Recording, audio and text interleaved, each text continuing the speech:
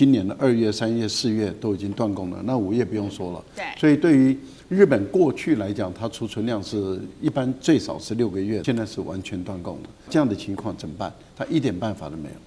因為高市早苗走軍國主義，自民黨也在往這個方向走的時候，他跟中國大陸的緊張的關係一直沒辦法消解，就對於你可能用來生產軍工企業的這些鎢礦，那全部斷供。我們要來看到中國大陸近期加強對日本的這個管制措施哦，尤其就是針對於半導體的相關原料鎢了。好，這2家企業是最新消息，2家大陸的化學材料廠關東電化、中央硝子已經正式的通知了，包括台積電、三星、SK 海力士說呢，就在這個月的30號是他們的最後出貨日了，而7月1號開始，這2家企業就會永久的確定會停產了。那主要的原因就是因為沒有鎢了，2家企業合計呢佔全球的鎢高達了25%的一個這麼高的一個量哦，所以呢，如果說它確定斷供的話，下半年的缺口至少會確認達到了2000噸。這麼高的一個數字，那沒有了6氟化鎢，接下來的影響又是什麼呢？包括了說沒有辦法生產這種7奈米以下的先進製程，還有呢 HBM 的產線也會停擺，最後是 AI 的晶片供應鏈也會面臨全面斷鏈的一個可能性的風險。特別要來持續關心到的是，剛剛是半導體產業的衝擊，接下來我們來看到對於科技產業有哪一些衝擊，包括了製造業的衝擊又有哪一些？住友電工它用於汽車跟飛機的加工的鎢呢，價格已經狂飆了60%。另外一家企業是三菱材料，它的硬材料的價格也暴漲，是原來的3倍。如果我們做一個整體上面的統計，光是2月到4月，中國對日本包括了碳化鎢、鎢粉的出口已經連3個月都是掛零了，等於是完全的都斷供給日本。而日本超過80%的鎢製品其實仰賴中國大陸的，更不要說這種高純度的材料的鎢哦，是90%完全的依賴中國大陸的。所以中國大陸一斷鎢，剛剛講到特別對於2家企業的衝擊，還有對日本的衝擊可能會有多大？包括了剛剛我們提到的關東電化、中央硝子等等，對於日本半導體產業恐怕出現危機嗎？戴老師怎麼看？當然是出現了危機，其實也會影響到韓國，也會影響到台灣啊。這個當然對美國的影響是更大的啊，因為美國是最上面的上游嘛。當然美國主要是設計，但是問題就在於美國的晶片一旦缺少了這些日本的這些原材料的供應，事實上它的晶片的發展也會出問題。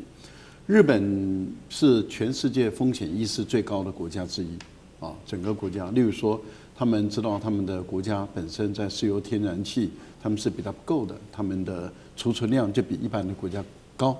那他們在稀土這個部分啊，他們也知道他們本身的能力比較少，所以他們對於儲存量也比一般的企業高很多。那更何況日本跟中國大陸過去曾經有過這個矛盾跟衝突，那中國大陸也曾經對日本實施這個稀土戰啊，稀土制裁。日本也曾經用這個半導體的材料，例如說洗滌劑去制裁韓國的三星等等，日本也玩過這個啊，所以日本知道這個的厲害。日本本身也跟中國大陸產生這個矛盾的時候，日本本身也知道這個的厲害，所以日本的儲存量事實上是高的。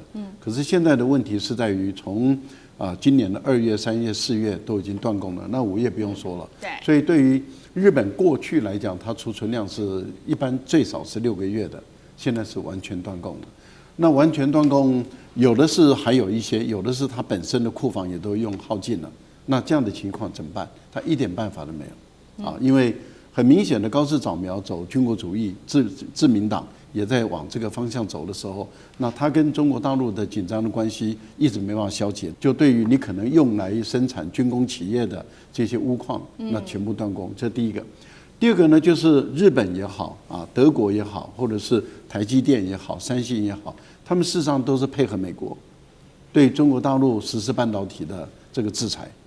啊，例如說台積電的2奈米、3奈米的先進的製程的晶片是不賣給中國大陸，也不幫中國大陸做代工，這樣的一個情形下，就等於是你是完全配合美國制裁中國大陸的話，那對大陸來說，它間接的從日本這邊來斷供那不影響兩岸之間的情形下，間接的当然也影響到未来，也會影響到台積電。對。不過我覺得目前台積電還比較安穩的地方是在台積電的存量很夠。可是問題是在於能不能耗得住1年，其實我們懷疑。目前你看台積電的股價影響也不大，台積電對這方面也沒有表達它的焦慮跟緊張，主要是因為它儲存量很高。可是問題是1年、2年、3年之後，你除非美國能夠在很短的時間內跟日本，也就是 G7 解決全世界的鎢礦的這個問題。不過我看要在1、2年內要解決，恐怕不是一件容易的事。那未來很有可能就會衝擊到台積電跟三星了。那只是我在強調，現在台積電還老神在在，是因為他覺得他儲存量是夠的。好，所以我們看到這一次這個中國大陸針對於日本的制裁，先是鎢嘛，那這個是第一招，已經影響到了這個半導體產業。那接下來恐怕怕这個隨着時間增加，對於更多的半導體產業的企業都會因此受到更大的影響。那另外一方面，大陸還卡關的不只是鎢哦，還有另外就是來看到是重稀土，包括了鋰跟鉻，那影響的當然就是日本的它一直要發展的電動車產業跟它的高端馬達。再來呢，會影響到中國大陸這個軍工的，就是會影響到日本的軍工的發展的，就是中國大陸還限制了20家他認為有涉入軍事的企業，會列入稀土的出口管制名單當中。那這20家企業也當中包含了三菱造船。那艦長怎麼看？現在看起來是從半導體一直到這個汽車產業，一直到軍工，恐怕都會被中國大陸鎖住命門嗎？艦長怎麼看？的確鎖住命門啊，也就是我們講到日本半導體的部分，我們剛剛講到關東電化工業以及中央消子，他們最重要的是需要這一個6氟化鎢，那它怎麼樣？就是也就是氟跟鎢到底它的需求是什麼？其實它是用氟气以及這一個鎢粉。那進行結合，那它是半導體的製程當中非常重要的一個氣體啊。那這一個部分，第一個也就影響了有關於半導體的生產。那第二個呢，也就是剛剛主持人有特別提到有關於汽車的部分啊。汽車的部分除了剛剛我們提到的有關於這個稀土的需要的話，另外還有一個重點，也就是我們講到說它的一個電動車的一個設計。其實遠遠落後於中國大陸，所以我們講到說汽車這個部分也同樣的，不能夠再繼續的像以往 Toyota 的這一個勢如破竹了。那 Toyota 那在最近的一則新聞，我們所看到的，它海外減產的規模從原來的3.8萬輛，也就是38000輛，要提升到83000輛，也就提高了整整1倍有餘啊。那為什麼？因為競爭力不如人。那至於說軍工產業的部分，那也就是我們剛剛講到的稀土啊。那以鎢來講的話，我們來看一下啊，其實呢，鎢到目前為止，它真正的來源是這些工業廢料。那但是呢，如果我們來看產量的話，這個中國大陸是世界第一。那它的這一個第一，它的產量呢，如果在2024年的時候是67000噸，那第二名我們看到是哪裡？是越南，是3400噸。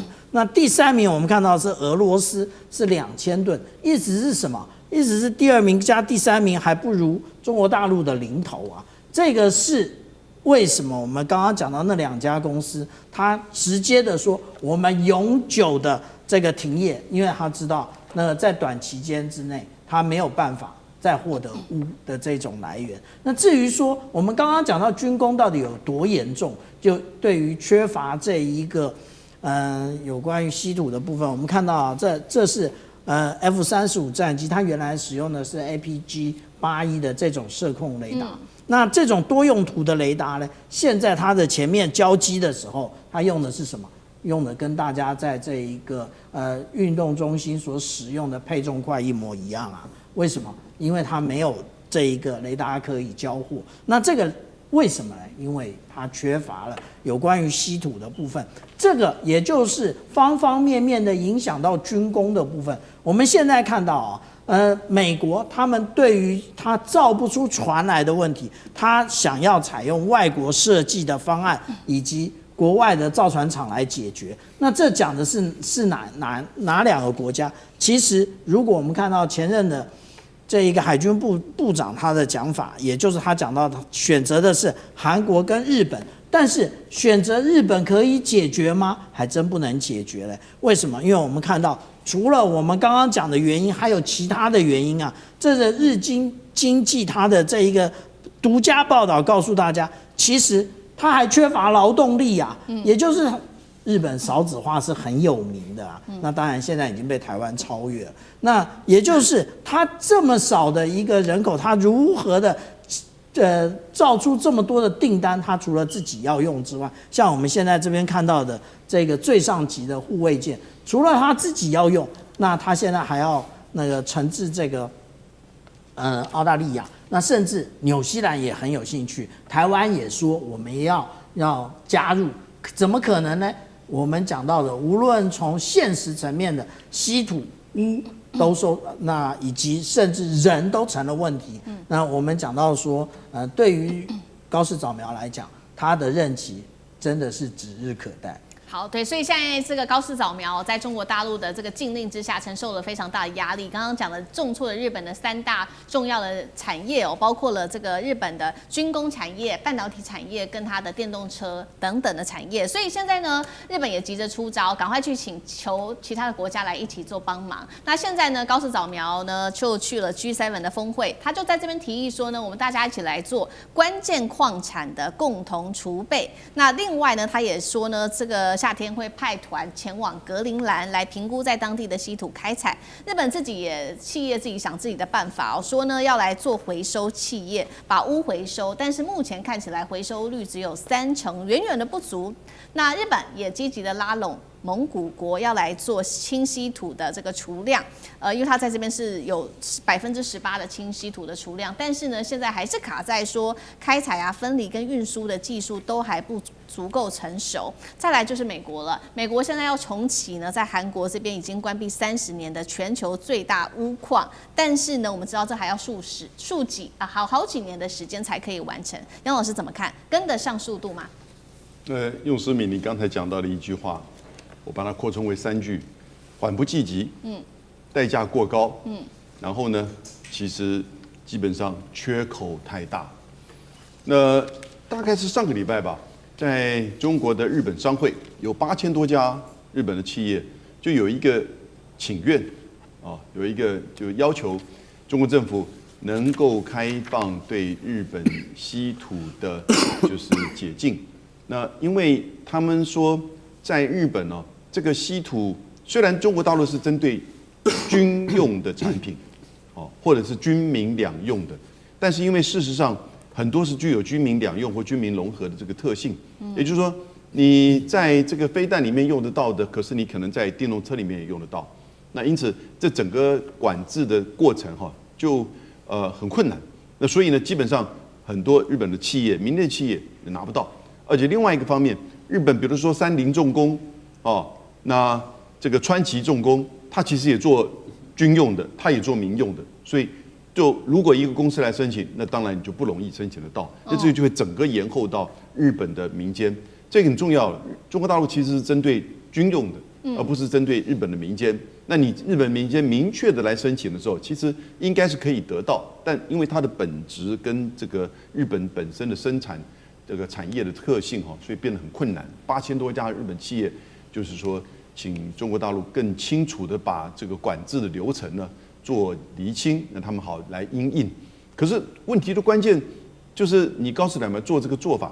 那高市你剛剛提到這些這個作為哈，這3個作為它大概分成：第一個去找新礦，去挖礦，但你挖礦容易啊，煉礦難。對，煉礦裡面不講環保。光講個技術跟製程，就中國掌握的，好，那要多少時間？哦，緩不濟急。那第二個呢？日本在做叫做 urban mining， 這是什麼？就是回收。日本有很強的這個回收的技術，我們台灣有好幾家，就是從比如說手機裡面可以回收黃金，對，哦，這個技術其實是不錯，可是呢，它基本上這個缺口太大，你找出來的這些回收出來的東西啊，不敷使用，所以缺口太大，遠遠沒有辦法提供實際上工業上的這個需求。那日本也另外一個怎麼做呢？就是說我乾脆更長遠的規劃，去風險化。這個詞大家好久沒聽過了哈，因為拜登政府提嘛，叫 de-risking， 也就是說，我們現在去找中國加一哦，到國外去找一個新的供應鏈，從礦產各個方面弄出來，那你就曠日費時了。那你到什麼時候去？然後再加上這個礦本身的技術跟就是整個環保的問題，所以這整個東西哈，你最後只是得到一個心理安全保障，可是你永遠沒有辦法跨越那個物理限制、物理結構的限制。所以我覺得高市政府，甚至整個西方的政府，要面對稀土跟這個稀有金屬的問題啊，要跟中國大陸好好的去溝通、去相處，正確的政策，才能夠確保你自己本身產業的發展。北京這一回對日本祭出的3連擊是全面的啟動，尤其我們今天會在經濟上啊、軍事上面等等的層面，還有半導體的這個調查上面來做檢討。先來看到哦，這個3連擊包括了有稀土、半導體跟渤海的軍演，要掐住日本的命脈。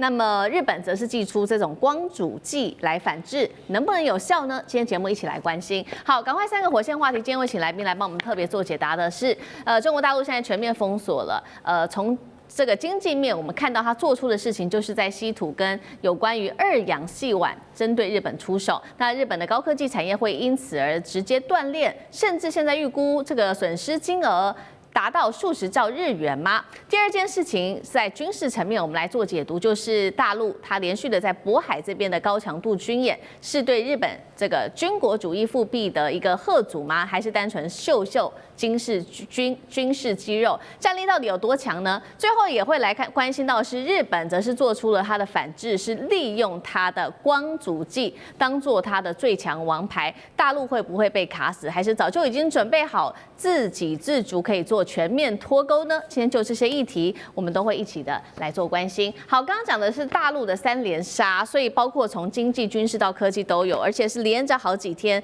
一連串的各種制裁。首先看到6日，商務部已經宣布了全面升級對日本的軍民兩用的各種物資的出口管制。那當然了，現在大家也在最關心的就是稀土的管制對日本的衝擊到底有多大呢？第二個衝擊就是7號的時候對日本制的這個晶片關鍵材料2氧矽烷來啟動反傾銷調查。要知道，每一年日本出口給大陸非常多的2氧矽烷。最後，我們來看到是渤海這邊舉行的軍事演習，直指戰略核心，對日本的衝擊，趕快立刻的來看到。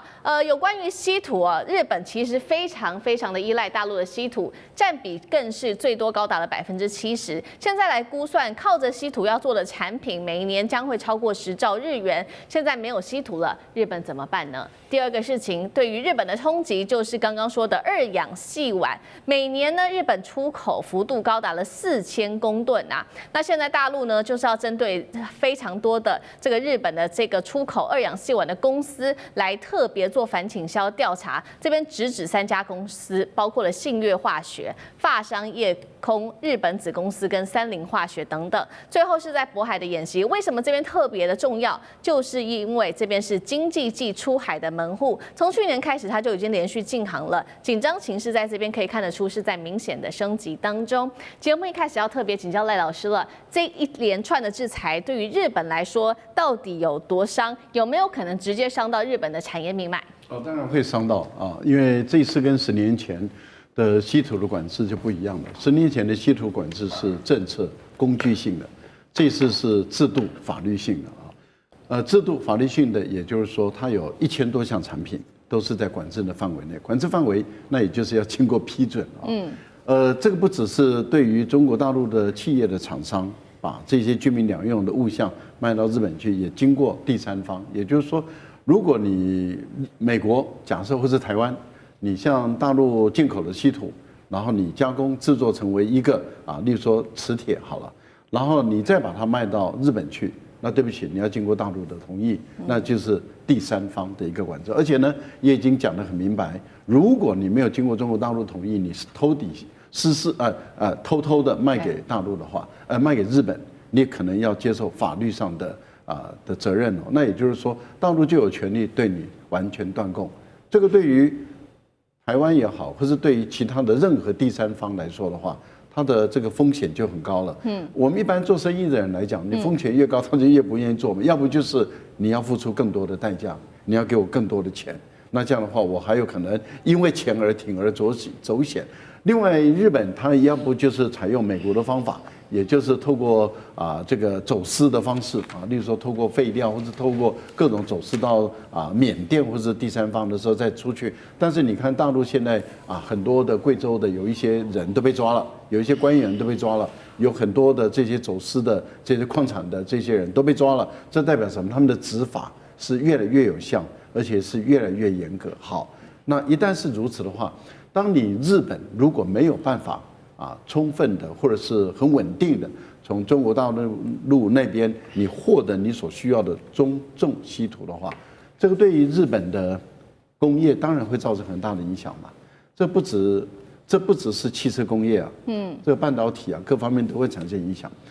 那麼更重要的是軍事工業，基本上日本要發展，那就難度就很高了。因為你以日本來講，你飛機製造 F1、F2， 或者是你要跟意大利你要跟英國合作，那對不起，你只要跟日本合作的話，有跟中國大陸有關的稀土，尤其是中重稀土，那你可能就沒辦法。所以5代戰機對日本來說，很有可能就會夭折了，因為他們這些國家可能會考慮把日本引進來，或許我就沒辦法從中國大陸那邊拿到我戰機所需要的永磁土，我的磁鐵沒有的話，我根本沒辦法這樣做。好，那不管是導彈034，或者是12-4。或者是軍民兩用的話，甚至你連軍用卡車、軍用車輛，那甚至連甲車、裝甲車，你所需要用的發動機，那你可能都沒辦法了，因為它都需要用到磁鐵，可能都沒辦法。好，那這次談到的是第2號公告，也就是說這是2026年中國大陸出來的第一個公告，就是對於這些所有的軍民兩用物項的一個全面性的管制。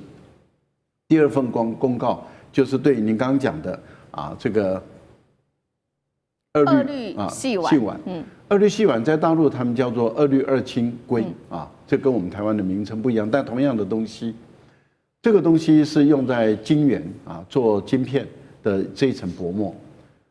我們要問的是，大陸有沒有替代品？有了，大陸已經有替代品。那日本原本佔全世界的份額多少？80%。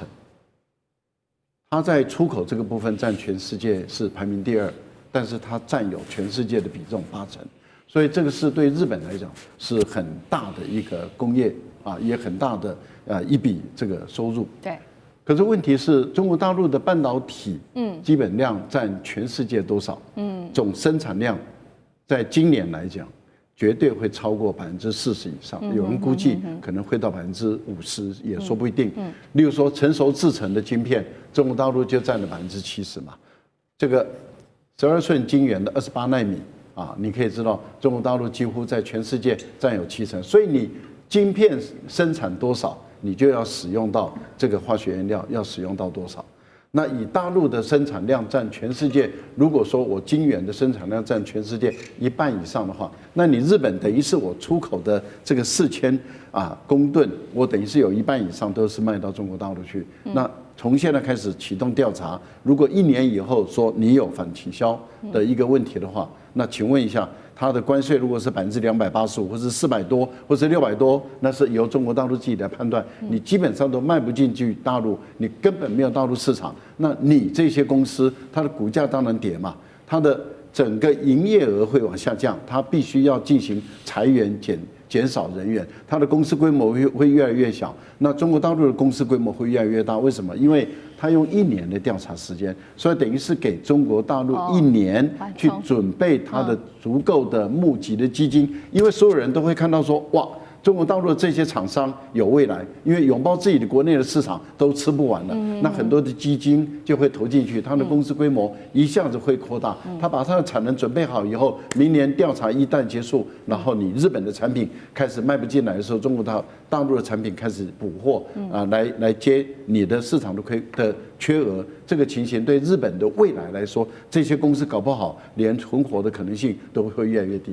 好，剛剛特別看到是這一次大陸的3連殺，特別針對了經濟，還有針對了他們的這一些高科技公司做的擊殺。那另外一方面，其實也有在軍事上面，就是在渤海這邊的演習，這3個擊殺，將軍用什麼看？對於日本的衝擊？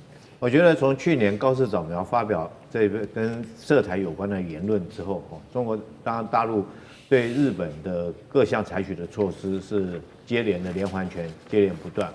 除了在經濟跟科技方面，軍事上面也是不斷的加碼，而且沒有停止過。從去年我們剛開始到現在，我們看到的是環海好幾次的軍演。那另外釣魚台那邊，中國也加強戰備警巡的能力。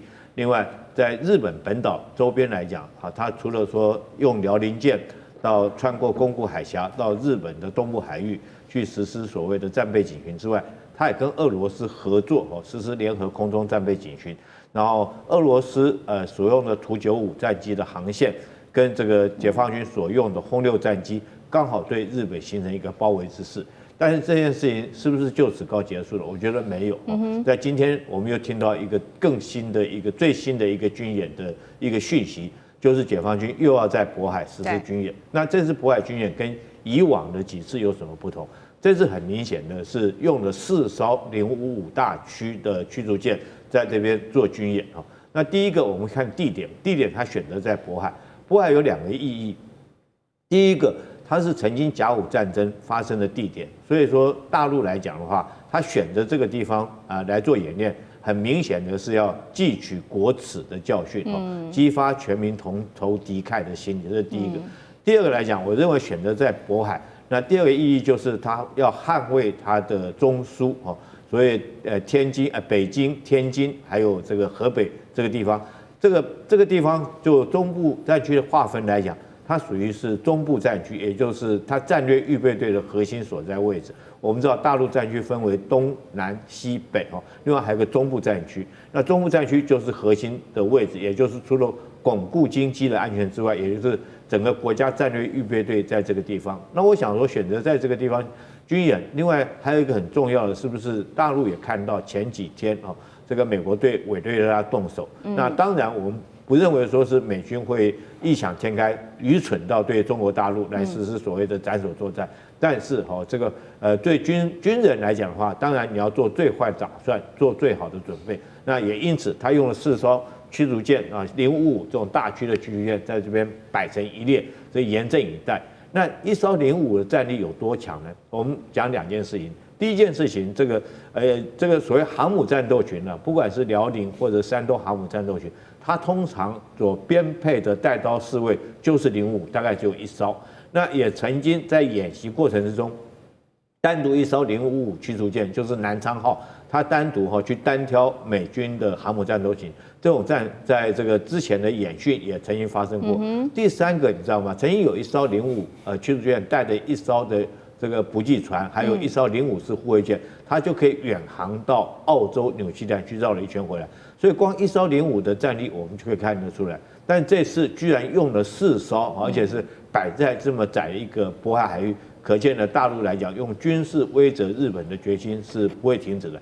第3個，我覺得這件事情最後會形成一種常態化，因為從去年11月到現在已經2個多月了，但是軍事演習的這種力道沒有看到它放輕，所以我認為之後這次055的在渤海的軍演之後，一定還會再看到緊接着而來解放軍還有在這個所謂東海地區的軍演。那這個方面可能日本要做好心理準備，這方面可能解放軍如果說是高市早苗不收回相關言論，那大陸在這個地方的軍演可能會形成一種常態化的軍演。好，大陸的3連殺，科技、經濟，還有將軍剛剛特別幫我們強調的，大陸解放軍正在加強它的軍事化的軍演，秀出它的威懾力。另外一方面，我們看到那日本呢，看到各種的狀況，它現在則是祭出了反制，但是重點是有沒有效呢？日本祭出的反制的最後王牌是它的光阻劑。目前我們來看看光阻劑對於日本来說有多重要，因為日本掌控了全球70%的光阻劑市場，尤其在高端的 EUV 光阻剂更是掌握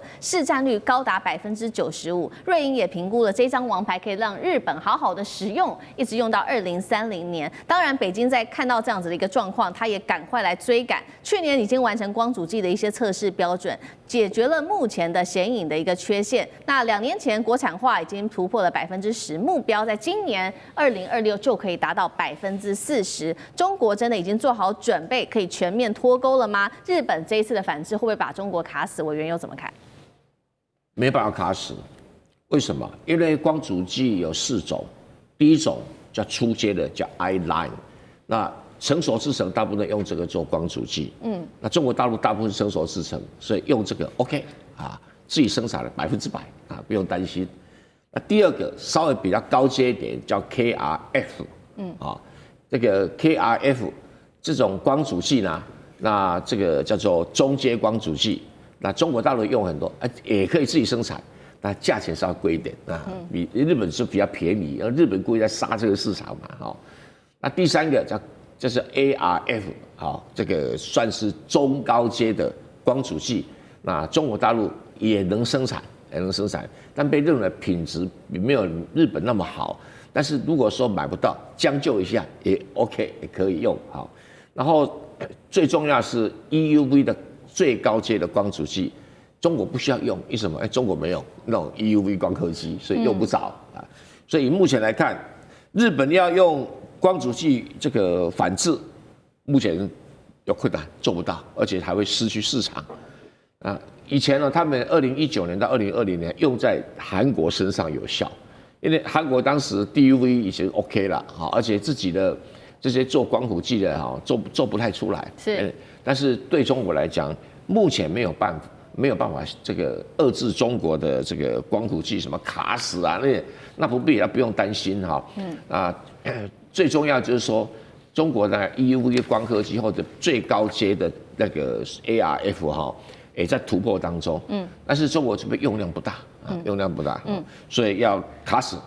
做不到。北京現在啊，針對經濟來開戰了。對日本的關係跟對南韓是完全不一樣的。對日開始做斷供哦，對南韓則是示好。現在中韓之間有一個共同的目標，就是共同抗日，並且呢，韓國的總統也承認了這個有關於一中的一個原則。那台灣有事成為清算線了嗎？接下來我們要來看東北亞被迫選邊站了嗎？今天就這些議題會一起的來做關注。先來看到今天3個火線話題，我們會請來賓幫我們特別做解答的。北京現在是開刀日本了，拉攏南韓。我們來看到對日做了哪些事情？他現在針對軍民兩用的物資會做全面的斷供，日本要為這個台灣有事論付出代價嗎？高市早苗能不能撐得住在這樣子軍民兩用物資全面斷供的情況之下呢？好，接下來第2點我們會來看到的是中國大陸跟南韓這一回站在一起高喊共同抗日，並且攜手捍衛2戰勝利成果。李在明還刻意秀出了在他們的會面的這個場子上面，秀出了習近平先前贈送給他的小米手機，並且一起做自拍，甚至還喊出針對中國大陸，他喊說這個遼寧是千金難買啊，還喊出一個中國。東北亞的這個布局陣營是不是要重新的劃線了呢？這個是第2個問題。最後一個問題，我們也會來看到。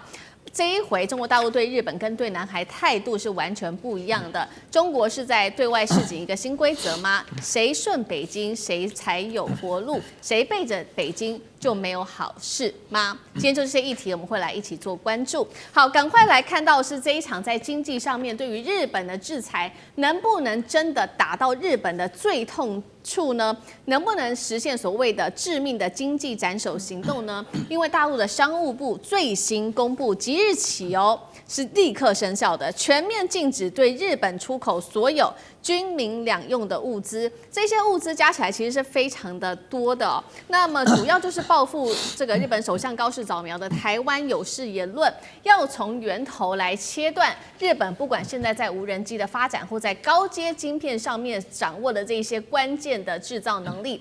節目一開始要特別請教孫委員了，大陸這一次針對於日本的這個軍民兩用物資的限制，可不可以被視為是一個對對手的精準殺戮呢？能夠踩到日本的痛處嗎？委員怎麼看？對，我想我在這個節目已經不止一次提過了哦，就從高市早苗失言風波開始，你就看到來自於北京政府一連串的外部跟內部的動作，那這些東西都可以很明顯的看得出來，他並沒有打算讓這次的失言風波大事化小，小事化無。所以日本原本打的算盤是說，借着一次又一次的模糊解釋，可以把這件事情混過去。但是很顯然的，北京政府並不買單。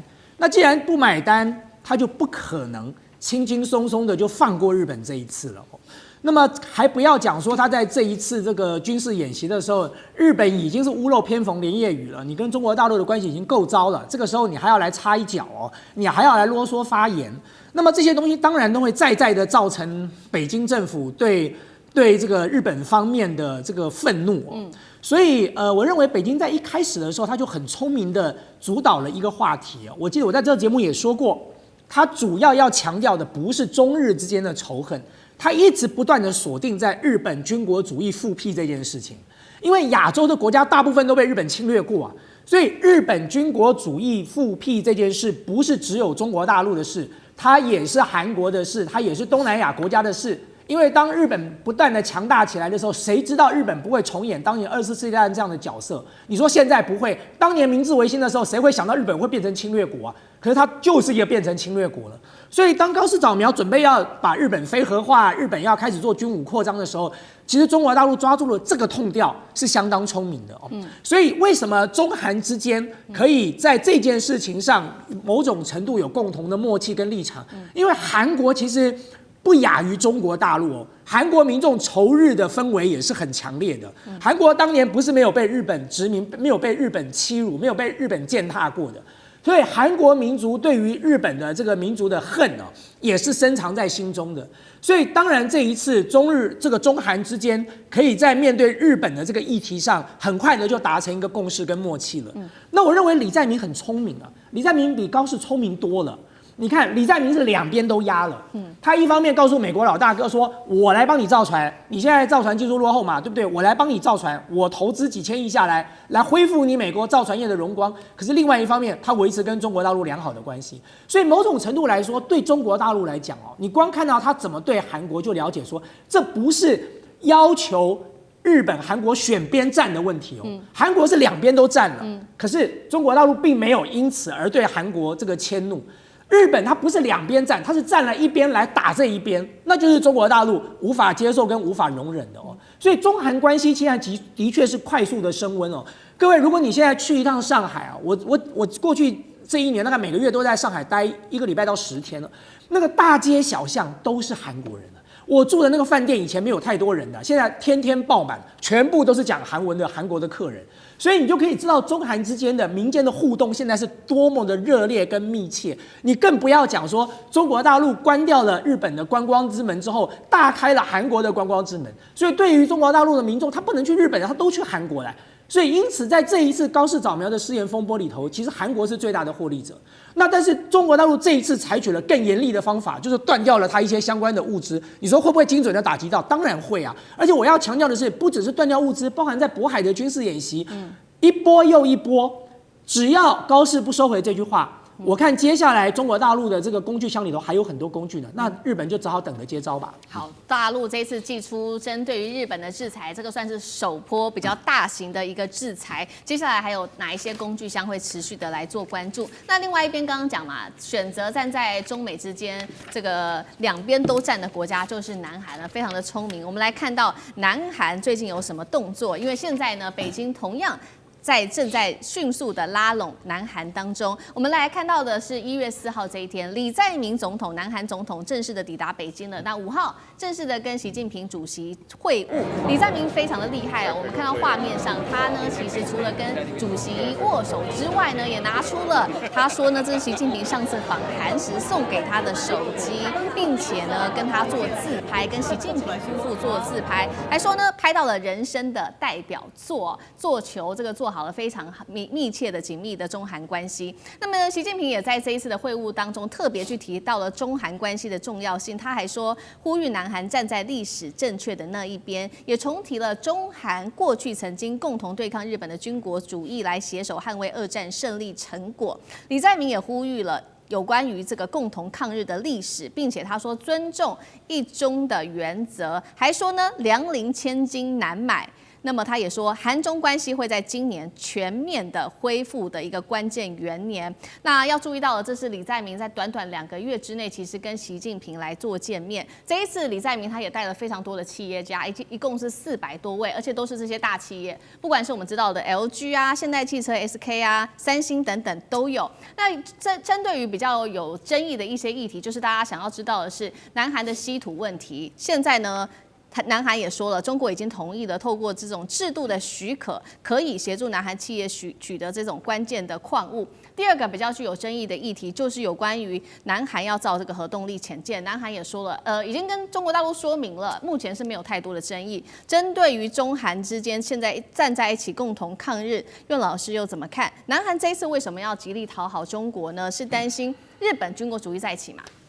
李在明這一次訪問北京啊，是要告訴大家，尹錫悅的時代已經完全翻章了。那麼現在的話呢，在這個翻篇的過程當中，那麼李在明的話呢，他創造了幾項記錄。首先，第一個記錄的話呢，就是說原來這個韓國上任的新總統不訪問美國或日本，直接到中國去，這是第一次。那這個也是一個非常非常重要的一個指標。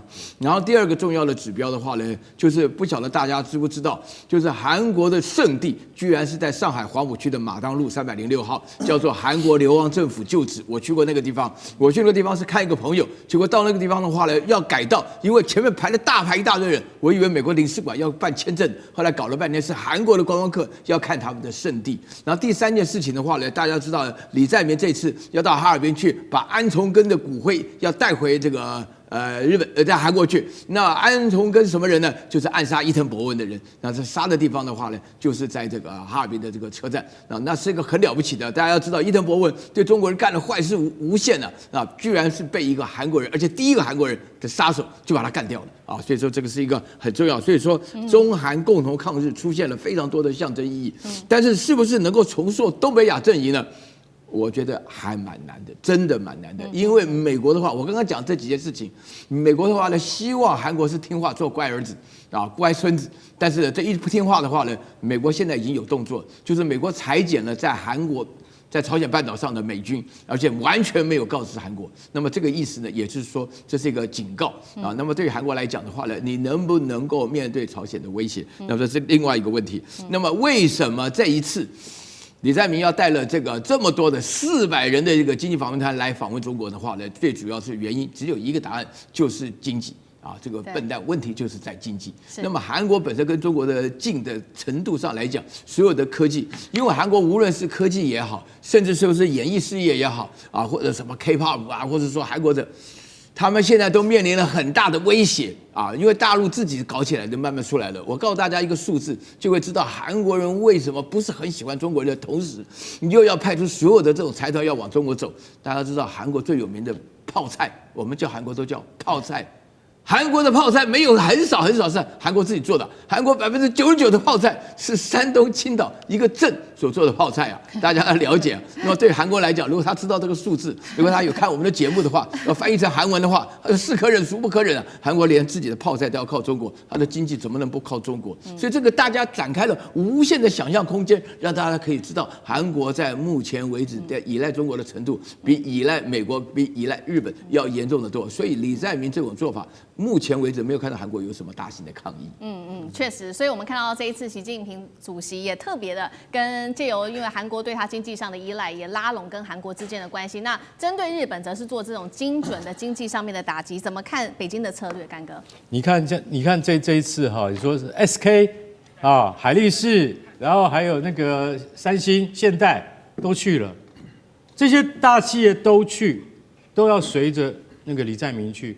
可是整個團有400人，我請問你一下，這麼大的團來的時候，你不用先跟中方知會嗎？中方一定知道你來了些什麼人，哦，他才會允許你進來。他不可能說，我今天就我都邀請你們，你們來多好都不管。我跟你講，這是一個經過特別縝密的計劃，也就是說，你們要來什麼人，要來什麼企業，要來談什麼問題，都已經早在出發之前都已經。這個雙方已經協商好了，要幹嘛？是做給周邊的國家看的，就是說，你看，我現在跟朝鮮半島上的南韓跟大韓民國為什麼這件事情的意義很重大？大家要曉得，這是10年以來中韓之間等級最高的會面。那你說10年什麼意思？大家還記得2016年的時候發生什麼事情嗎？好了，2016年就是發生了南韓的薩德飛彈部署事件，美國硬要在南韓部署那好像是咸鏡北道吧，然後問題出在哪裡？你知道嗎？問題出在美國要部署，那我南韓沒有辦法啊，你就問美國啊，不要問我啊。他說沒有關係啊，你說你沒有責任是不是？正好你這塊土地就是部署薩德防衛系統那個土地是樂天集團所有。好了，這下樂天集團你完蛋了，你在大陸所有的企業，因為樂天是連鎖企業嘛，它不但有零售業、銷售業，它還有什麼？它還有娛樂業，所以它所有旗下的藝人，然後經紀團體都不能來韓國表演，就有點像這一次日本的表演的個人或团體都一樣面臨這樣的問題。可是南韓靠这個吃飯吶，你叫我通通不要來的話，我會完蛋吶。樂天慘賠，結果後來全部撤出中國市場。所以10年前樂天的事件，就因為一個薩德飛彈，中韓關係冰凍了很長一段時間，到今天終於解凍了，而且這麼大規模，而且李在明還跟那個習近平的夫婦兩個人用習近平送給他的手機，這些都是意義。對，大家要看這個新聞的時候，大家都要看說，李在明不是很簡單的就官事拜訪，然後大家合照給大家拍一下，不是他自己拿起來，你送給我的小米手機來，我們來合拍，所以這個意義非常重大。這在都顯示出什麼？顯示出兩國解凍。那你說是因為日本的這件事情而就是說南韓得利嗎？也對，也沒有錯，本來就是這樣子。因為我們現在就要提升南韓在我們中國的國際貿易上面的地位，還有最重要的就是大家可能沒有注意到一點，南韓表示向中方充分說明了南韓的核子動力潛艇。我可以告訴各位，到現在為止，日本只是沒把話說出來，日本想要建造核子動力潛艇，因為這件事情一直被美國壓着。對，為什麼？80年來，美國不准日本碰核子一步。除了和平用途，你現在如果說你要造核子動力潛艇，日本，我告訴你，日本早就會造了，但是它不能造，因為美國不准。南韓我既然准了，為什麼？也是美國同意的，你知道嗎？所以這一次南韓對於核子動力潛艇，他們要開始生產核子攻擊潛艇的時候，他必須要先向那個美國，因為也是美國幫忙才有辦法造。第二個就是要跟中國報告，不然的話，你就會破壞區域和平。所以這件事情沒有在他們這一次的會談之中放在題目裡面，代表什麼？中國已經默許這件事情意義非常重大。為什麼？我准許南韓，然後如果日本你敢造的話，我可以告訴各位，絕對比台灣有事這件事情還要嚴重100倍。為什麼？因為日本開始走向真正的軍國主義，開始造核子潛艇的話，那就會天下大亂。中國絕對不會同意。所以大家看李在明這一次去訪問北京，其實他的收穫很大，也是警告日本。